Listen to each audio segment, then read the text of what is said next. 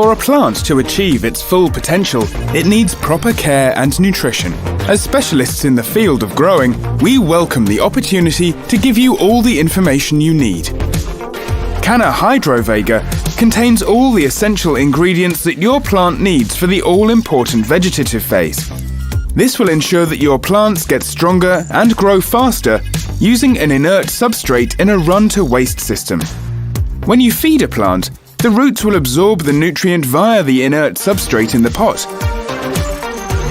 This will then spread to every part of the plant. Nitrogen moves directly into the roots. It is nitrogen that makes the cells divide and multiply, making the plant grow.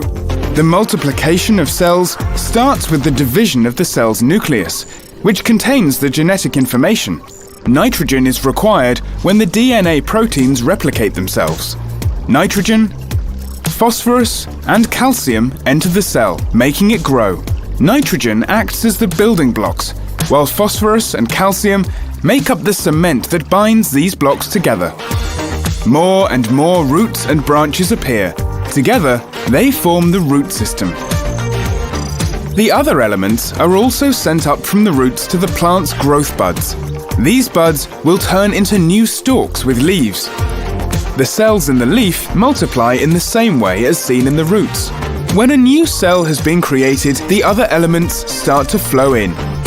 These elements attach themselves to the protein structure, and this forms a kernel which turns green. The nitrogen and the metals together create the chlorophyll of the leaves.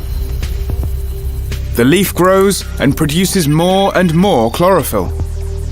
The plant becomes bigger, creating branches and making more leaves. The plant will now enter the generative phase and will require a different balance of nutrients. Watch the video on CANNA Hydroflores to find out more. And of course, don't forget the CANNA Rhizotonic and CANNAZYM additives, which are also used during the vegetative phase and will result in an even better yield.